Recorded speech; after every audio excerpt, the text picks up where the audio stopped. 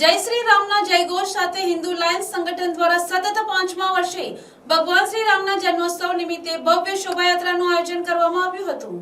આ શોભાયાત્રા દેસરા રામજી મંદિરથી પ્રસ્થાન કરીને સ્ટેશન રોડ, ગંગા માતા મંદિર, સાગર દર્શન, ઓવરબ્રિજ, ગોહરબાગ, ITI અને આતલિયા સર્કલ માર્ગે ફરીને સોમનાથ મહાદેવ મંદિર ખાતે સમાપ્ત થઈ હતી।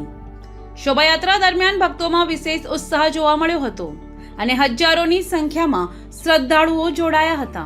કાર્યક્રમ અંતર્ગત ફાયર શો તેમજ મહાપ્રસાદનું પણ આયોજન કરવામાં આવ્યું હતું, જેમાં મોટી સંખ્યામાં લોકોએ ભાગ લીધો હતો। આ આયોજનને સફળ બનાવવા માટે ગુજરાત પોલીસ દ્વારા આપવામાં આવેલા સહકાર બદલ આયોજકોએ આભાર વ્યક્ત કર્યો હતો। હિન્દુ લાયન્સ સંગઠનના આગેવાનો મુજબ આ કાર્યક્રમનો મુખ્ય ઉદ્દેશ્ય યુવાનોને ધાર્મિક મૂલ્યો સાથે જોડવાનો અને સમાજમાં ફેલાતી વિવિધ વિભાજનકારક પ્રવૃત્તિઓથી દૂર રાખવાનો હતો।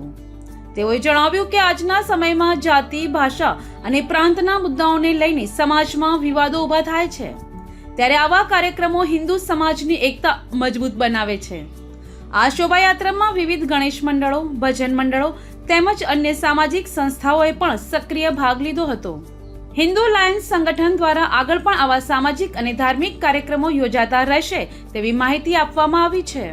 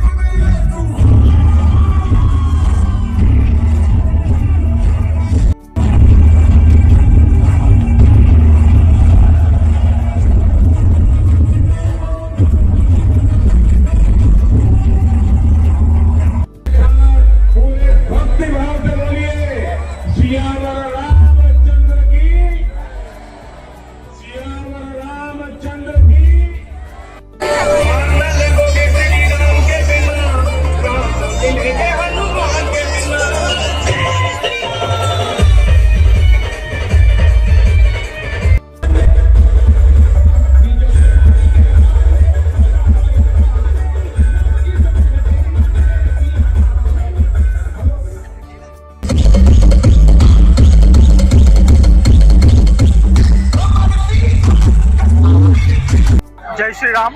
हिंदू लायन्स संगठन द्वारा सतत 5મા વર્ષે ભગવાન શ્રી રામના જન્મોત્સવ નિમિત્તે ભવ્ય શોભાયાત્રાનું આયોજન કરવામાં આવ્યું હતું અને આ શોભાયાત્રા દેસરા રામજી મંદિરથી લઈ સ્ટેશન રોડથી લઈ ગંગા માતા મંદિર, સાગર દર્શન, ઓવરબ્રિજ, ગોહરબાગથી થઈને ITI અને આતલિયા સર્કલથી પરત થઈને સોમનાથ મહાદેવના મંદિરે એનું સમાપન થયું છે અને ત્યારબાદ ફાયર શો તેમજ મહાપ્રસાદનું પણ આયોજન કરવામાં આવ્યું છે।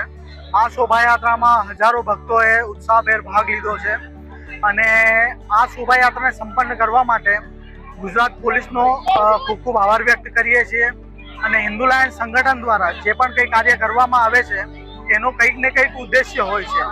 આ કાર્ય માટેનો જે મુખ્ય ઉદ્દેશ્ય હતો, જે આપણું યુથ છે એ ધર્મના નામે અમુક ન્યુસન્સમાં ફસાયું છે અને એને ધાર્મિક રીતે ફરીથી આપણા ધર્મમાં પરત લાવવા માટે અને ધર્મની રક્ષા કરવા માટે આ કાર્યક્રમનો ઉદ્દેશ્ય પૂર્ણ પણ થયો છે.